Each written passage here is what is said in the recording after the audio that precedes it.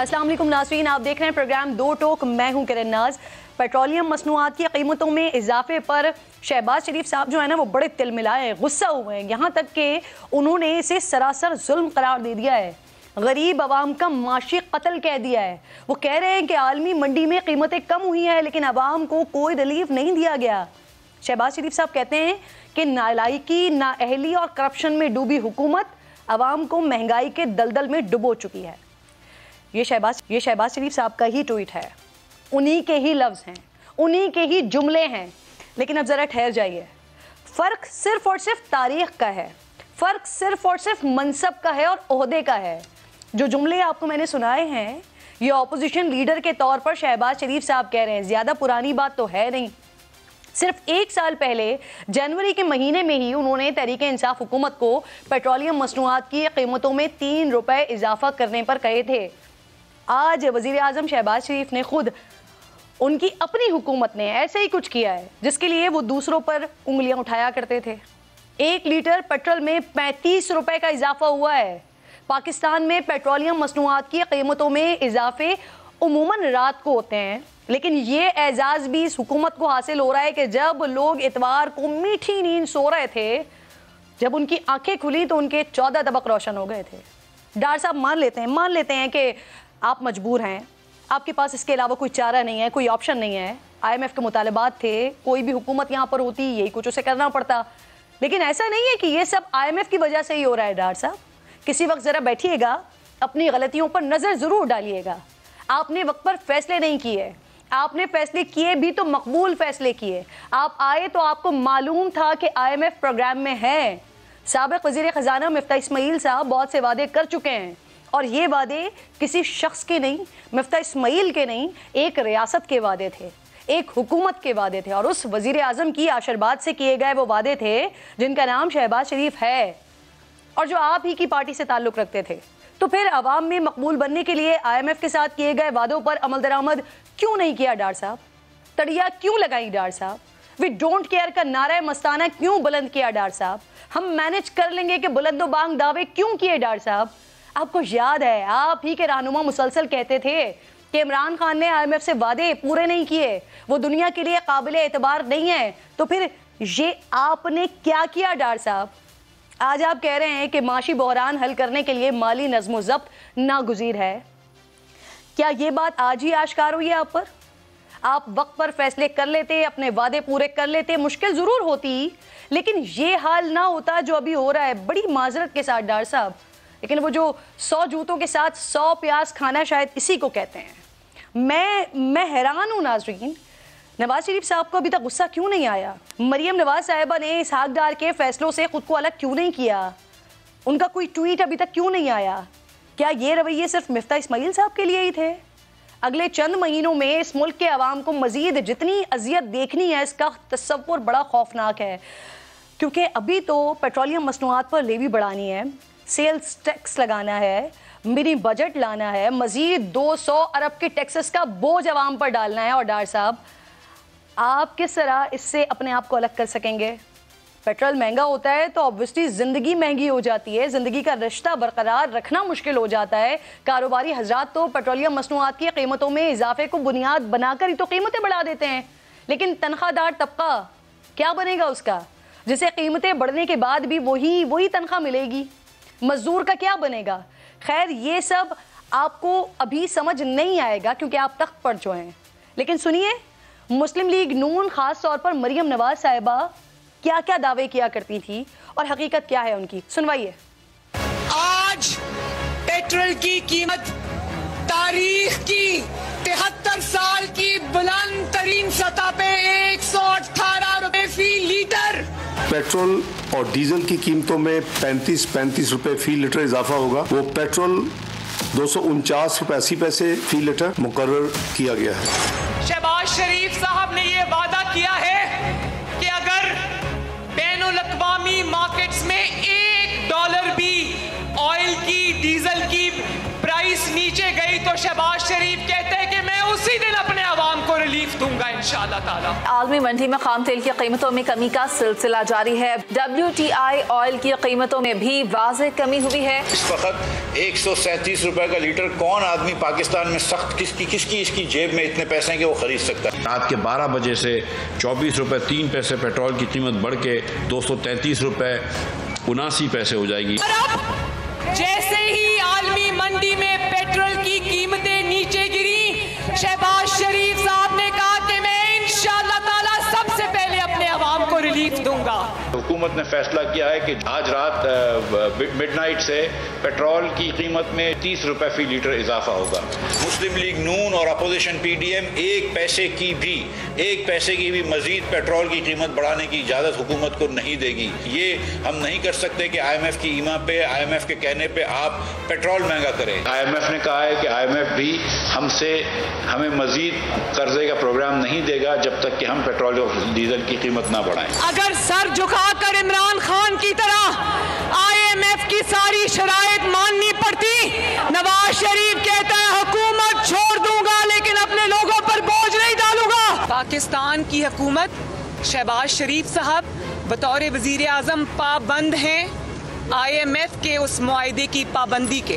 जब पेट्रोल महंगा होता है, जब डीजल महंगा होता है तो बिजली महंगी होती है, आपका आटा महंगा होता है, आपकी रोटी महंगी होती है, आपकी सब्जियां महंगी होती है। मुल्क में महंगाई है, पर यकीन रखो मईशत को इसके दांव से निकालेंगे। सारी दुनिया में डॉलर ऊपर जा रहा है। दुनिया की जो स्ट्रॉन्ग करेंसीज हैं, पाउंड है, आपका यूरो है, सब करेंसीज के अगेंस्ट ऊपर जा रहा है। एक पाकिस्तान में अल्लाह ताला का मौज़ है कि रुपया ऊपर जा रहा है और डॉलर नीचे जा रहा है।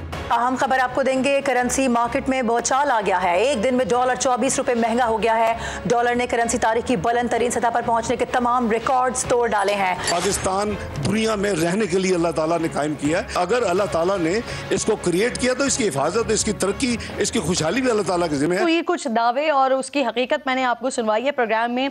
आज मुझे ज्वाइन कर रहे हैं सीनियर सहाफ़ी और तज्ज़ियाकार हैं अमीर अब्बास साहब, स्टूडियो में मेरे साथ मौजूद हैं। अस्सलाम वालेकुम। इसके साथ सना बुच्चा साहिबा सीनियर सहाफ़ी हैं, तज्ज़ियाकार हैं, ज्वाइन कर रही हैं। अस्सलाम वालेकुम सना, आपको भी। शब्बर जैदी साहब मुझे ज्वाइन करेंगे, साबिक चेयरमैन है FBR के, और इसके साथ साथ खाकान नजीब साहब इकोनॉमिस्ट हैं, प्रोग्राम में मुझे ज्वाइन कर चुके हैं। आप तीनों मेहमानों को मैं खुशामदीद कहती हूँ। अमीर अब्बास साहब, आपसे बात का आगाज़ करूँगी। सबसे पहले तो जो आपकी ज़िंदगी में एक सानिया हुआ गो के ज़िंदगी और मौत अल्लाह रब्बे ज़ुल जलाल के हाथ में है, लेकिन उसके बावजूद भी जो कुछ हुआ मेरी और मेरी टीम की तरफ से कंडोलेंस कबूल कीजिए, उसकी ताज़ियत। अब मैं ज़रा आ जाती हूँ, ये जो आज सारा सिलसिला हुआ है, हुकूमत ने आज इतवार का रोज़ था और 11 बजे लोगों की आंखें खुली हैं तो देखा है कि जी एकदम 35 रुपये का बड़ा झटका। कल मरियम साहिबा की वापसी हुई है, इस तरह का इजाफा एकदम हो गया है। आप समझते हैं कि ये जो कुछ खान साहब के एहतजाज नहीं कर पा रहे थे वो हुकूमत ने खुद अपने लिए कर लिया है? हाँ, बहुत शुक्रिया। देखिए 11 बजे आंखें नहीं खुली, 11 बजे आंखों के सामने अंधेरा छा गया था। सुबह 11 थे लेकिन लोगों की आंखों के सामने अंधेरा छा गया था। और मुझे 11 बजे से पहले को 10 बजे के करीब फ़ोन आना शुरू हुआ कि हमें पेट्रोल नहीं मिल रहा, हमें फ़लाँ ज़रूरत है, फ़लाँ ज़रूरत है। लोगों को एमरजेंसी में निकलना होता है तो कहीं किसी तरह पेट्रोल अरेंज हो सकता है। मुझे मालूम नहीं था कि 11 बजे ये वारदात होने जा रही है। इसका मतलब है कि कहीं ना कहीं ये पेट्रोल माफिया ये आपस में कनेक्शन था। उनको मालूम था कि कीमतें बढ़ने जा रही हैं। अच्छा, एक ऐसा भी तासुर देने की कोशिश की जा रही थी कि शायद पेट्रोल शॉर्ट हो जाता है, इसलिए हुकूमत ने उनके कारनामा कोई करने से पहले अपना कारनामा कर दिया। और जैसे ही पेट्रोल बढ़ा, साथ ही खबर आ गई आधे घंटे के बाद कि ट्रांसपोर्टर्स ने 10% किराए में इजाफा कर दिया है। साथ ही खबर आ गई कि प्याज 320 रुपए किलो हो गया है। 320 रुपए में 2 किलो चिकन आता था आज से 5-7 साल पहले, जितने में अब 1 किलो प्याज आ रहा है। तो इसका जो अब इम्पैक्ट है वो आपको ज़िंदगी की हर चीज़ पर पड़ता हुआ नजर आएगा।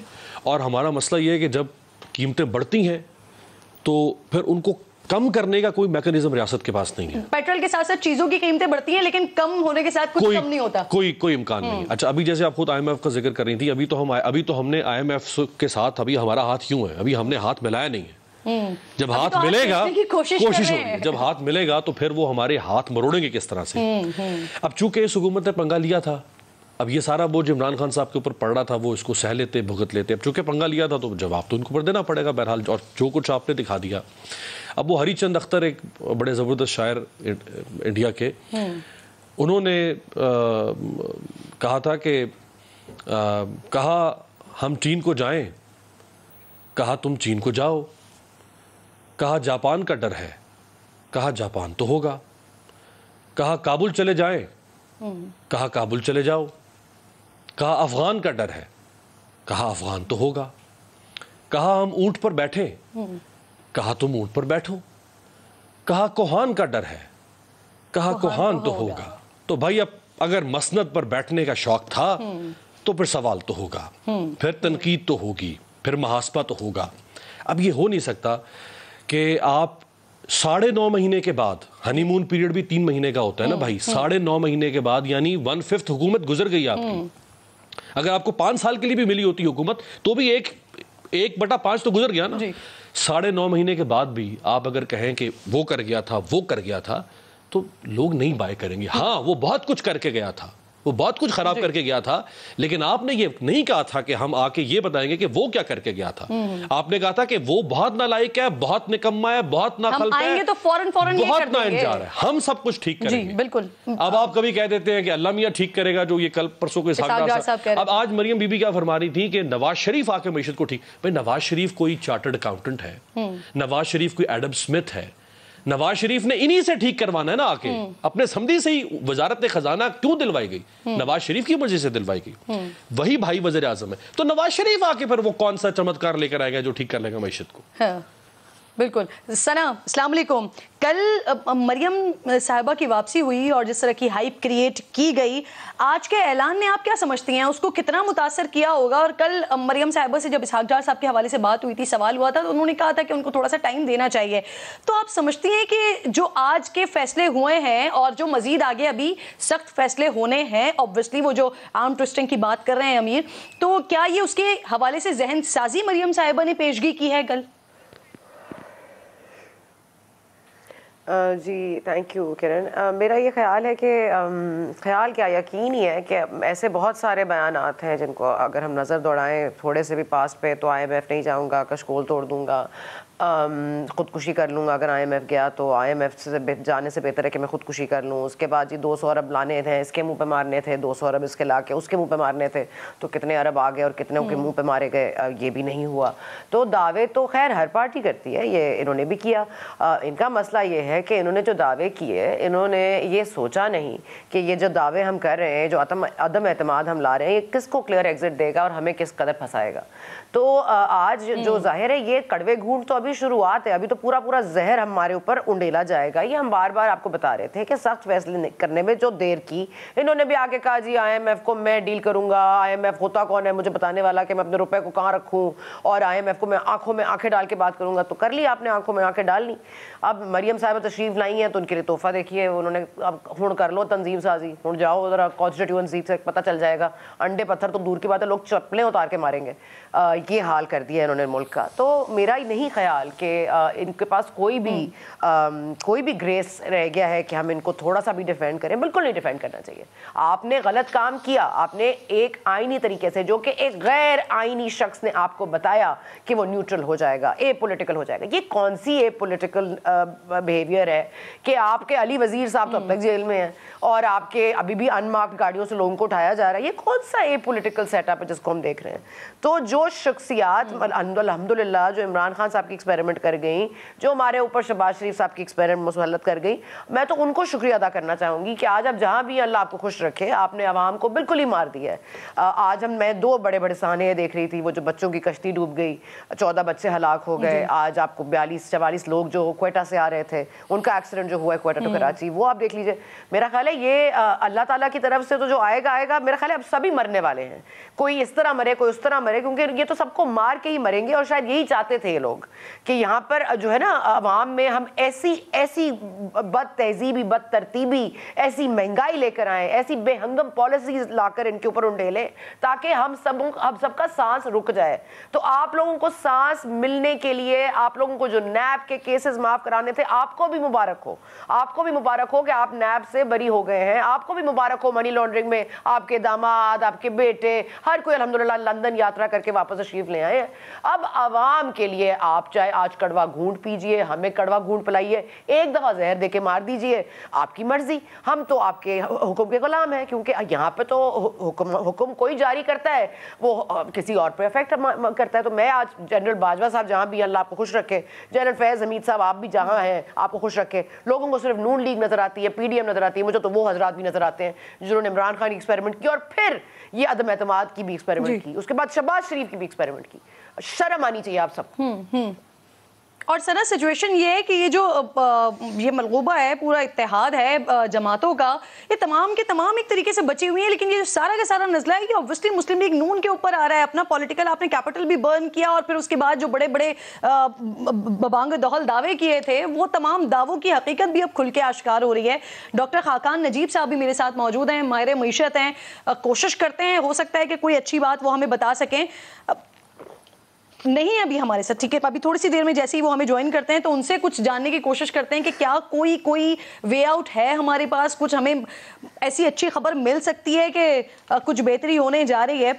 اب آپ کو کیا لگتا ہے ابیر, کیا کوئی سچویشن میں کسی قسم کی بہتری ہو سکتی ہے؟ حکومت جس کی بھی ہوتی ہے اس نے یہی کرنا ہوتا ہے, یہ حکومت کہہ رہی ہے, اور پہلے بھی خان صاحب کے بھی ہمارے پاس آن ریکارڈ وہ اسٹیٹمنٹس موجود ہیں جو انہوں نے, خان صاحب نے خود آ کے بتایا تھا کہ جی مہنگائی بھی مزید بڑھے گی, ہمیں IMF کے پاس جانا پڑے گا اور عوام کو بھی مزید مشکلات جھیلنی پڑیں گی.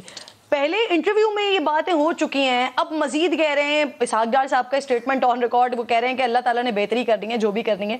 تو پھر یہ جو ابھی مزید باتیں ہو رہی ہیں کہ اگر خان صاحب کی حکومت آ گئی تو اب وہ بہتری کر لیں گے, تو وہ آ کے کیا کر لیں گے پھر؟ دیکھیں خان صاحب کے پاس بھی کوئی سولوشن نہیں ہے.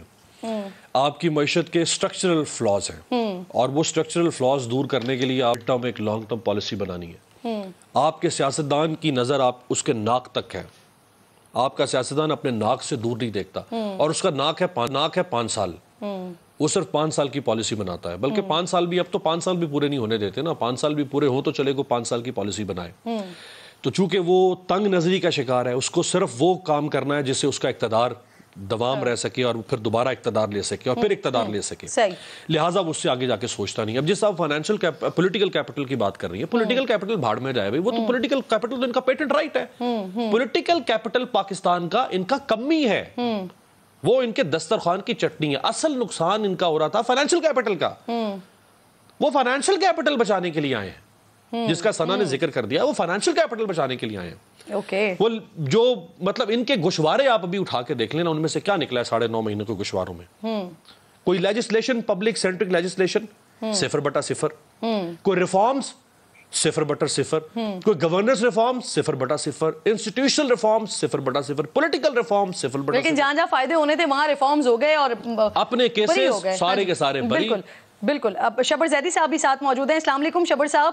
سر یہ جو کچھ حکومت نے کیا ہے, کیا یہ مجبوری تھی اور کوئی راستہ نہیں تھا, اور اب اس کے بعد مزید کیا ہوگا شبر صاحب؟ دیکھیے السلام علیکم کرن صاحبہ, آپ نے مجھے موقع دیا.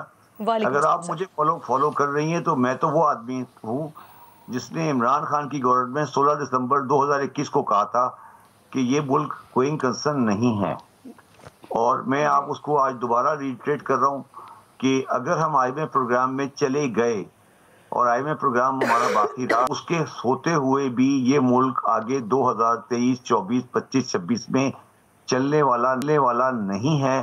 اور اس اسٹرکچر کے ساتھ جو ہمارا سوشو پولیٹیکل اکنامک اسٹرکچر ہے, یہ ریاست ناکام ریاست ہو رہی ہے اور اب تقریباً ہو گئی ہے.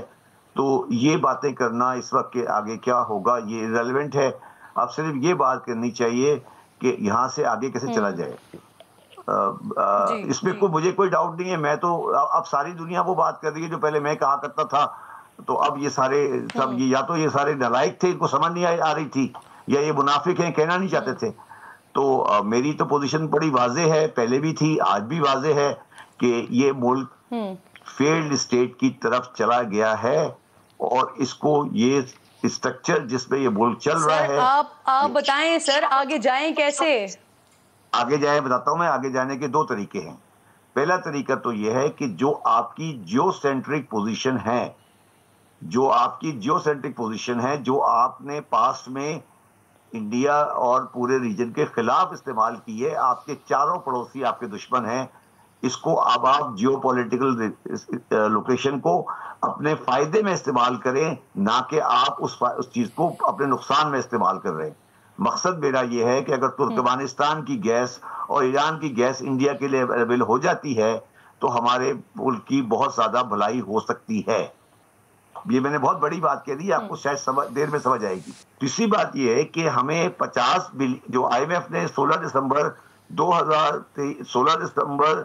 مارچ 2022 کو جو ہمیں آخری ٹرانچ دی تھی, اس کے اندر آئی ایم ایف نے یہ کہا تھا کہ آپ کا جو کرنٹ اکاؤنٹ میں شارٹ فال ہے اگلے 5 سال میں وہ 55 بلین ڈالر ہے.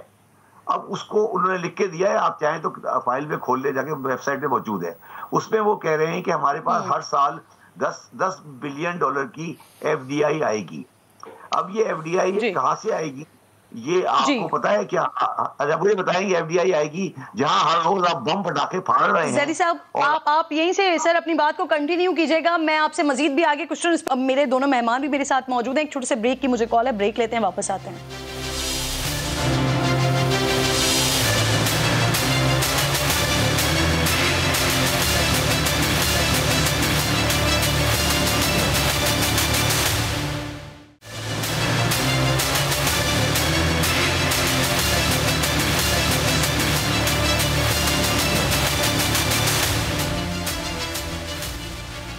ویلکم بیک ونس اگین جی. پروگرام میں مجھے ڈاکٹر خاقان نجیب ماہر معیشت ہیں پروگرام میں جوائن کر چکے ہیں. آپ کو خوش آمدید کہتی ہوں. خاقان صاحب, ایک ایسا وقت جب جو سالانہ مہنگائی ہے وہ 25% ہے, ہفتہ وار مہنگائی 32% ہے, اب پیٹرول کی قیمتوں میں اتنا بڑا اضافہ ہو گیا ہے, اس کے بعد جو انفلیشن ہے اس سے آپ مزید کتنا اوپر جاتا ہوا دیکھ رہے ہیں؟ بسم اللہ الرحمن الرحیم. کرن, thank you for having me on your show. ضروری ہے کہ پاکستان میں اس وقت جو چیزیں ہم نے پرائسنگ ریفارمز میں کرنی ہیں وہ ہمیں کرنی چاہیے. پہلے تو میں اس پہ بڑا کلیئر ہوں. اب مسئلہ یہ ہے کہ یہ ضرور انفلیشن بڑھے گی جب ہم نے بجلی کی قیمتوں میں, جب ہم نے پیٹرول کی قیمتوں میں اور گیس کی قیمتوں میں, تینوں میں ایک رد و بدل کرنا ہے. اس وقت جو ہماری مہنگائی جو دسمبر کا فگر تھا وہ ضرور 24.5 کا تھا سی پی آئی کا. یہ ایک بلپ ضرور آئے گا اور اس سے آپ کو ایک جسے کہیں گے elevated level some where near 30%, جو امپیریکل ماڈلز ہیں وہ یہ بتاتے ہیں کہ شاید یہ چلی جائے گی. اب یہ ڈیپینڈ کرتا ہے کہ ابھی بجلی اور گیس میں کیا رد و بدل ہوتا ہے. پر یہ یاد رکھیے کہ اگر آپ پرائسنگ ریفارمز نہیں کریں گے یا پرائسنگ چینجز نہیں کریں گے اور فنڈ کے پروگرام میں واپس نہیں جائیں گے, فنڈ کو ایز این اینکر یوز نہیں کریں گے اور آئی ایم ایف سے باہر رہیں گے, تو آپ کو ڈس آرڈرلی موومنٹ یعنی کہ ایک orderly movement of the prices نہیں ہوگی. سو ہم جو بھی اس وقت کر سکتے ہیں وہ ہمیں وہ کرنا ہے جو ہم آئی ایم ایف کے ساتھ طے کر سکیں, تاکہ جو 9th ریویو 3 months کے ڈیلے سے آ رہا ہے یہ ہم کر سکیں. پر جو اس کے ساتھ ساتھ خاقان صاحب, اسحاق ڈار صاحب کہہ رہے ہیں کہ پیٹرولیم مصنوعات کی قیمتوں میں جو اضافہ ہوا ہے یہ کیونکہ ڈالر ریٹ بڑا ہے, روپے کی قدر کم ہوئی ہے, تو یہ اس کا امپیکٹ ہے. تو کیا ہم یہ کہہ سکتے ہیں کہ ابھی وہ جو پی ڈی ایل اور سیلز ٹیکس کی صورت میں مزید اضافہ ہونا ہے ابھی پیٹرول پرائسز میں؟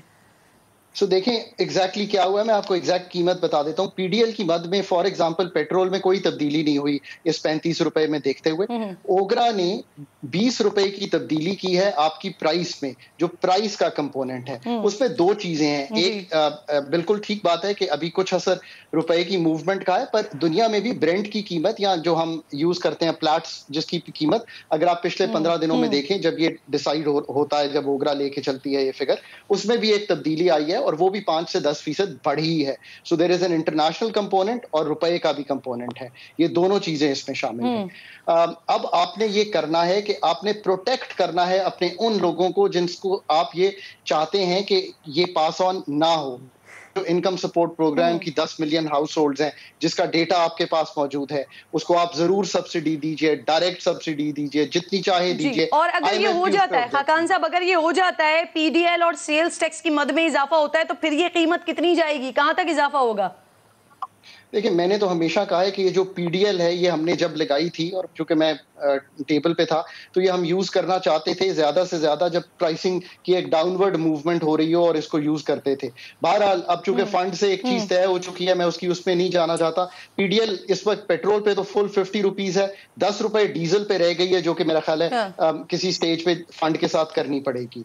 अब इसके बाद ये देखना है कि हमारा रुपया कहाँ सेटल होता है और इंटरनेशनल मार्केट कहाँ सेटल होती है। मेरा ख्याल है कि जीएसटी पे निगोशिएट करना चाहिए फंड के साथ कि हम जीएसटी शायद ना लगाएं पेट्रोलियम प्रोडक्ट्स पे, और हमें दूसरी मद में टैक्सेशन को पूरा करने की मैं आती हूँ दोबारा आपके पास और मैं पूछती हूँ कि हम उस पोजीशन में, हम नेगोशिएशन की पोजीशन में है ना, ये जो दावे हैं ना डॉलर को 200 के अंदर रखने वाले, महंगाई को जल्द से जल्द कम करने वाले, ये सिर्फ डार साहब ने तो नहीं किए, मिफ्ता इस्माइल साहब भी ये दावे करते रहे ऑपोजिशन में होते हुए, 4 माह में महंगाई कंट्रोल करने के वो दावे करते रहे और दोनों ही नाकाम हुए। तो इसकी वजह क्या है? जो पॉलिटिशियंस हैं हमारे, क्या वो सही कैलकुलेट नहीं कर पाए हालात को?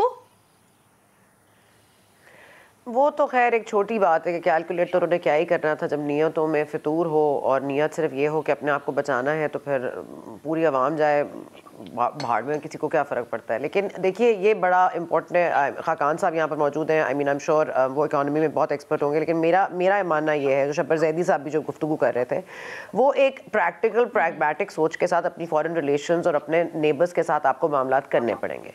वो अब ये 1973 और 1971 नहीं रह गया जहाँ से हम ये बात कर सकते थे। फिर आपको ये भी देखना है कि आपके पास पैसे नहीं थे, आपने देख लिया बारूदी सुरंग लगा के गए पाकिस्तान तहरीक इंसाफ वाले। तो खाकान साहब can correct me if I am wrong, but क्या आप फिर 77-78 की आपको काबीना बनानी चाहिए थी? फिर आपको अपने अखराजात कम नहीं करने चाहिए थे? आपको तो वज़रा भी नहीं बनाने चाहिए थे? आप तो उनको और मराहत भी नहीं देनी चाहिए थी? तो आपने तो 77-78 यहाँ पे वो बना लिए हैं वज़रा, आपने काबीना इतनी बड़ी बना ली है, तो आप खर्चे कहाँ से कम करेंगे? आपको बेसिकली ये देखें, आप देखिए कि जब हमने 100 अरब रुपए पर ईयर ये राह रास्त और ये अजब और ये सारे ऑपरेशन जो हमने किए तालिबान के खिलाफ, इसमें 100 अरब रुपए फी साल लगाए और ये 4 साल तक लगता रहा है। तो हम एक टेररिज्म की जंग को लड़ते हैं जिसको हम बार बार पनप के अपने पास वापस बुलाते हैं, उसके फ्लेम्स कभी बुझने ही नहीं देते हैं। हमारी अपनी स्ट्रेटेजिक पॉलिसी इतनी ज्यादा अब मेरा ख्याल है इसीलिए कहा जाता है कि सियासत और मईशत का चोली दामन का साथ है। जब भी इसमें इंटरफेरेंस होगी, चाहे वो हमारी फौज करे, चाहे वो हमारे इदारे करे, चाहे वो अमेरिका करे, जिस तरह इमरान खान साहब कहते थे अमेरिका हमें नहीं डिक्टेट कर सकता, तो मैं कहती हूँ फौज हमें नहीं डिक्टेट कर सकती कि इतना हमें फौजी बिल दे दो, इतना बजट दे दो, इतना राह रास्त के ऑपरेशन के लिए दे दो। हमारे पास ये हालात ही क्यों पैदा होते हैं? ये हालात और किसी के लिए पैदा क्यों नहीं होते? और किसी के पास ये क्यों नहीं मामलात होते तालिबान के बार बार रीसर्फेसिंग का? क्यों भत्ते देते हैं हम इनको, खामोश रहते हैं? क्यों हम उन लोगों को छोड़ देते हैं? मुझे बताए ना, आप नेशनल एक्शन प्लान पर अब तक कोई अमल दरामद नहीं हुआ है, तो जब तक आप अपने बेसिक अखराजात को ही नहीं कंट्रोल करना चाहिए। ठीक मामलात को नहीं, मैं कह रही हूँ अखराजात को कंट्रोल करने के लिए अखराजात देखिए तो सही, कहाँ एक्स्ट्रा लग रहे हैं कहाँ नहीं। जी ठीक।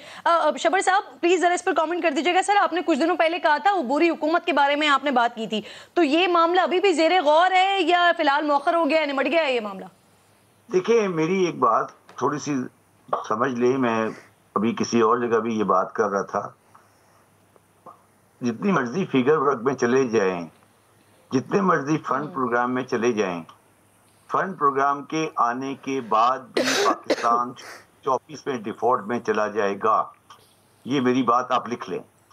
अगर हमारे पास फंड, मैंने आपको कहा कि आप मई की फंड की रिपोर्ट पढ़ लें, उसके में साफ लिखा है कि हमारे पास 50 बिलियन की एफडीआई आएगी, जो कि नहीं आएगी।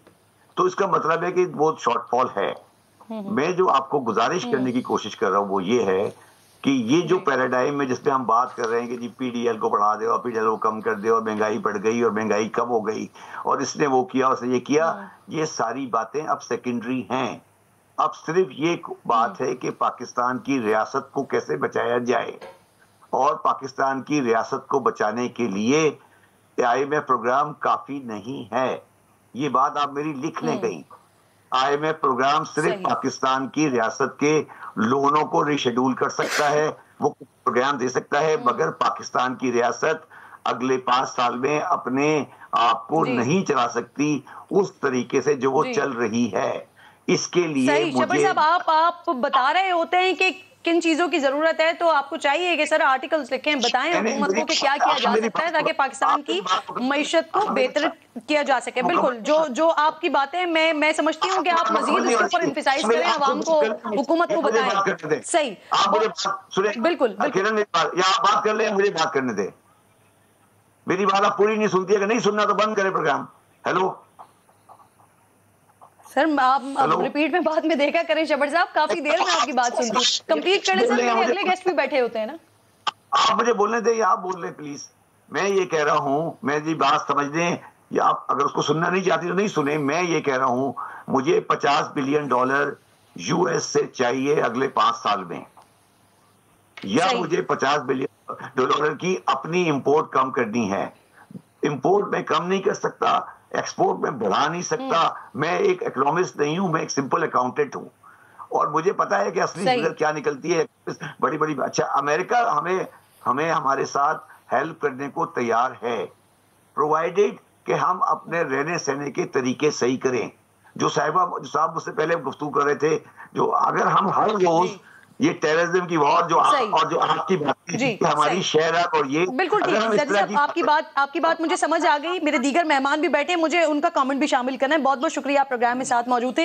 امیر عباس, میں تو پڑھنا چاہ رہی ہوں بہت تیزی کے ساتھ. فواد چودھری صاحب کے حوالے سے بھی بات کرنا چاہ رہی ہوں.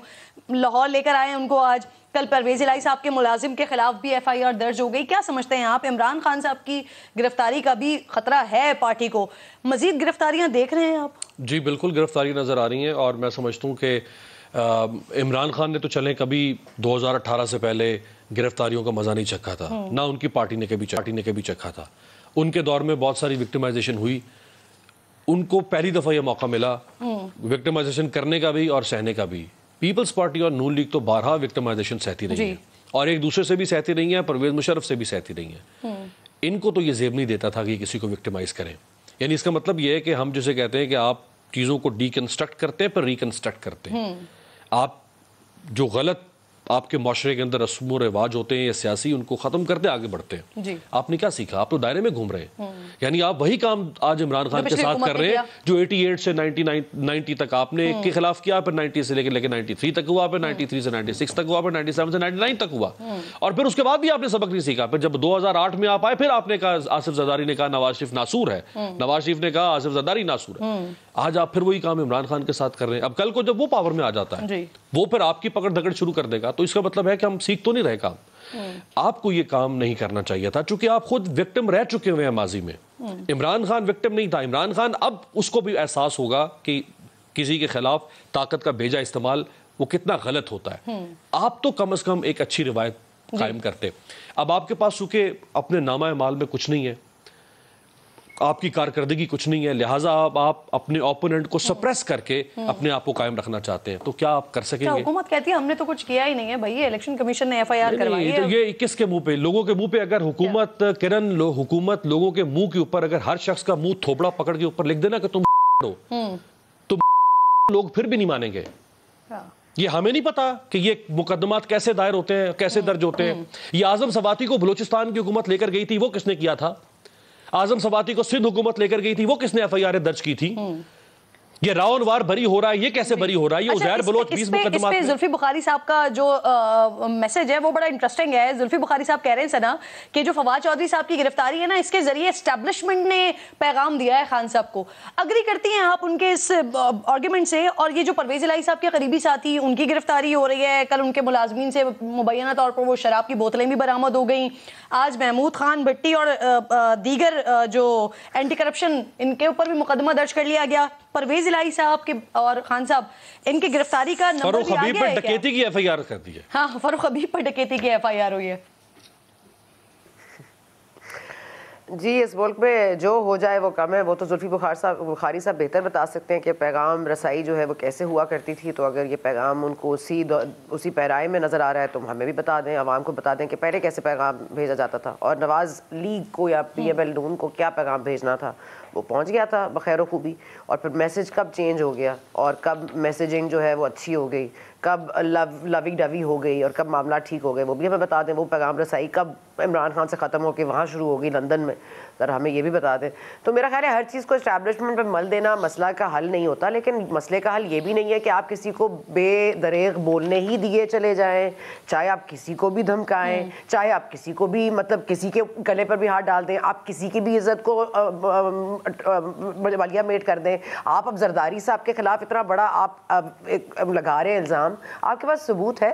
فواد چودھری صاحب کے لیے میں بالکل آئی ٹوٹلی اگری کہ ان کے اوپر یہ کیس بالکل نہیں بننا چاہیے تھا, لیکن مجھے صرف یہ بتا دیں کہ ان کو خاموش کرانے کے لیے اس ملک میں کون سا قانون ہے جو ان کو اس بات سے روک سکے کہ آپ بیٹھے بٹھائے, کبھی محسن نقوی آپ کا فرنٹ مین ہو جاتا ہے, کبھی جنرل باجوہ آپ کے فرنٹ مین تھے, کبھی آپ کے ساتھ ہاتھ کر دیا زرداری صاحب نے, کبھی آپ کے ساتھ ہاتھ ہو گیا نون لیگ کے ساتھ, کبھی آپ کو پتہ ہے کہ کون پیغام رسائی کر رہا ہے. بھائی آپ اس ملک میں خاموش رہنے کے لیے کوئی قانون ہے؟ کسی کے منہ کے آگے کوئی خدا کے واسطے کوئی ٹیپ لگا سکتا ہے؟ عمران خان صاحب کا جو دل چاہتا ہے وہ بولے چلے جاتے ہیں, فواد چودھری صاحب کا جو دل چاہتا ہے وہ بولے چلے جاتے ہیں. تو میں اس پہ اگری نہیں کرتی کہ دہشت گردی کا مقدمہ چلے گا, لیکن خدا کے لیے کوئی مقدمہ تو بنے, کوئی تو خاموش کرا دے ان لوگوں کو. یہ بلا وجہ میں کیا صبح سے شروع ہوتے ہیں, شام ہو جاتی ہے نئے الزامات. آپ نے کبھی سنا تھا محسن نقوی کا نام پہلے؟ کبھی آپ نے سنا عمران خان صاحب کے منہ سے؟ لیکن پھر خان صاحب کی حکومت گرانے میں ان کا بڑا اہم کردار ہو گیا. بالکل سر, مجھے سیگمنٹ کو کلوز کر رہے ہیں, آپ اگر 10 سیکنڈ میں اپنا ورڈ. جی دیکھیں, جو ثنا کہہ رہی ہیں, فواد چودھری کی بھی زبان بندی کرنی چاہیے, عمران خان کی بھی زبان بندی کرنی چاہیے, لیکن اگر فواد چودھری سے زیادہ بڑی دھمکی رانا ثناءاللہ دے چکے ہوں, حال کی بات ہے, یہ ماضی بعید فار پاسٹ کی بات نہیں, حال کی بات ہے, اور رانا ثناءاللہ بن جائے وزیر داخلہ, عطا اللہ تارڑ دھمکی دے چکے ہیں فواد سے بڑی دھمکی, باشگاف الفاظ میں دھمکی کہ تمہارے نام لکھ لیے گئے ہیں, ہم نے سرکاری افسر تمہارے نام لکھ لیے ہیں, پھر ہم آئیں گے تم سے نمٹیں گے, اور وہ بن جائے وفاقی وزیر, ایک بن جائے وفاقی وزیر, ایک بن جائے دریش دروہی. یہ یہاں پہ پھر گڑبڑ نظر آتی ہے, یہ گڑبڑ نہیں ہونی چاہیے نا. جب یہ ہوگا تو پھر اس طرح کرے نا, اوور آل ہونی چاہیے. لاسٹ میں خاقان صاحب سر بتا دیجئے گا کہ کوئی کہیں پر آپ کو کوئی حل نظر آ رہا ہے, کوئی عوام کے لیے کچھ ریلیف نظر آ رہا ہے, یا آپ سمجھتے ہیں کہ ابھی مشکلات کے دریا ہیں جو پاکستانی عوام نے عبور کرنے ہیں؟ کرن, ایک تو میں یہ کہنا چاہوں گا کہ ثنا آپ نے صحیح کہا ہے, پاکستان کا بجٹ بہت بڑا ریپیئر مانگتا ہے, پینشنز پہ بھی مانگتا ہے, مارک اپس پہ بھی مانگتا ہے, ڈیولپمنٹ پروجیکٹس پہ بھی مانگتا ہے. یہ کام کلیدی ہے اور کرنا چاہیے. عوام کے لیے میں ہمیشہ یہ کہتا ہوں, اگلے 6 ماہ آسان نہیں ہے. آپ اس وقت جتنی کنزرویشن آف انرجی کریں گے, جتنی سیونگز کریں گے, اور حکومت کو بھی اس کے لیے ایک مثال قائم کرنی چاہیے, چاہے وہ کنزرویشن کی ہو, چاہے وہ کٹس کی ہو, تاکہ قوم ان 6 مہینے میں جس مشکل سے گزرے گی. اور یہ یاد رکھیے کہ مشکل ضرور ہے, بٹ میں پھر کہتا ہوں حکومت کو مستحکم کریں کہ وہ IMF کے پروگرام میں آگے بڑھے. یہ پاکستان کا پروگرام ہے, نہیں کریں گے تو سری لنکا اور گھانا جیسی صورتحال ہوگی. خان صاحب, اگر آپ کا یہ سیونگز والا مشورہ حکومت کے لیے تو چلیں شاید حکومت سوچ لے, لیکن اگر عوام کے لیے تو ان کا تو پورا نہیں ہو رہا ہے ابھی, وہ بیچارے سیونگز کہاں سے کریں گے. بہت بہت شکریہ, آپ تینوں مہمان پروگرام میں میرے تھے. ناظرین, آج ذرا کوشش کی ہے ہم نے کہ مسلمانوں کی طرز حکمرانی جو 1400 سال پہلے ہوا کرتی تھی وہ اس کا ذرا جائزہ لیا جائے. تو اس وقت سچویشن یہ ہے کہ مغرب نے وہ طرز حکمرانی کو اپنا لیا ہے. مسلمانوں کے فلاحی ریاست کے تصور پر آج مغرب عمل پیرا ہے, یہاں تک کہ مسلم حکمرانوں کی صفات بھی آج وہی ملتی ہیں. خود کو پیچھے اور ملک کے مفاد کو آگے رکھنا, حکمرانی عیش کے لیے نہیں خدمت کے لیے کرنا, طاقت کو حاصل کر کے خود کو خدا نہیں سمجھنا بلکہ خلق خدا کی خدمت کرنا, یہ سب مغرب نے ہم سے سیکھا ہے. لیکن مسلم حکمران سب بھول بیٹھے. افسوس کہ آج پاکستان میں کوئی ایک ایسا لیڈر بھی جیسنڈرا آرڈن جیسا نہیں ہے جنہوں نے خود کو حکومت کے لیے فٹ نہیں سمجھا تو تخت و تاج کو ٹھکرا دیا. انہوں نے کرائسٹ چرچ سانحے کے وقت مسلمانوں کے ساتھ کھڑے ہو کر دنیا کے لیے مثال قائم کی, لیکن جب احساس ہوا کہ ان کی ذات اب ملک کو مزید فائدہ نہیں پہنچا سکتی تو فیصلہ کرنے میں پھر ایک لمحہ بھی نہیں لگایا. وزارت عظمیٰ کی طاقتور ترین کرسی کو ٹھوکر مارنے کا اعلان کر دیا. لیکن وہ ایسا کرنے والی اکیلی حکمران تو نہیں ہے. صرف 3 مہینے پہلے برطانوی وزیر اعظم لیس ٹرس نے منصب سنبھالنے کے 45 روز بعد ہی اپنے عہدے کو خیر بات کہہ دیا تھا. انہوں نے اپنے استعفے کا اعلان کرتے ہوئے کہا تھا کہ وہ عوام سے کیے گئے اپنے وعدے پورے کرنے میں ناکام رہی ہیں. صرف برطانیہ میں ہی اگر میں دیکھتی ہوں نا تو چند سالوں کے دوران تقریباً 6 وزرائے اعظم صرف اسی لیے مستعفی ہوئے ہیں کہ عوام سے جو وعدے کیے تھے وہ پورے کرنے میں ناکام رہے تھے. یہاں تو سالوں تک حکمرانی کرنے والے بھی کہتے ہیں کہ انہیں وقت ہی نہیں دیا گیا. जर्मन चांसलर एंजेला मर्केल, इनका शुमार भी ऐसे ही हुक्मरानों में होता है जिन्होंने 16 साल तक कामयाब हुक्मरानी की, जर्मनी को माशी तौर पर मजबूत किया, मुल्क में बेरोजगारी का 50% खात्मा किया और उसके बाद खुद ही पार्टी सरबराही छोड़कर गोशा नशीनी इख्तियार कर ली। आन जहानी शिंजो आबे, इन्होंने तवील अरसे तक जापान पर हुक्मरानी की, लेकिन 2020 में उन्होंने भी वजारत उज़्मा के ताकतवर तरीन ओहदे को लात मार दी। इख्तिदार छोड़ते वक्त शिंजो आबे का कहना था कि वजारत उज़्मा भारी जिम्मेदारी है और वो आवाम की खिदमत के सफ़र में अपनी बीमारी को हायल होने नहीं दे सकती। ये सिर्फ चंद चीदा नाम हैं और उनकी चंद कहानियां हैं, लेकिन इस दौर में ऐसी दर्जन हमारे सामने बिखरी पड़ी हैं जिन्होंने अपनी ज़ात और ओहदों को नहीं बल्कि आवाम को और उनकी खिदमत को तरजीह दी है। इसके बरक्स पाकिस्तान में हुक्मरानों की तरजीह सिर्फ और सिर्फ इख्तिदार है। तबीयत ख़राब हो जाए या मुल्क के हालात, उनके सामने सिर्फ एक ही मकसद होता है, किसी न किसी तरीके से अपनी कुर्सी को बचाया जाए, जितना हो सके उतना बचाया जाए, जैसे हो सके उतना बचाया जाए, इख्तिदार को तूल दिया जाए और अगर खुदा न खास्ता किसी भी वजह से हुक्मरानी के काबिल नहीं रहे तो फिर अपने बच्चों को आगे कर दिया जाए, उन्हें पार्टी की सरबराही और वजारतें सौंप दी जाएँ। तो ये हाल है हमारा। एक छोटे से प्रोग्राम में ख़त्म हो गया है वक्त, इंशाल्लाह नाज़रीन से मुलाकात होगी जुमे को। अपना बेहद ख्याल रखिए, अपने मुल्क का ख्याल रखिए। अल्लाह ने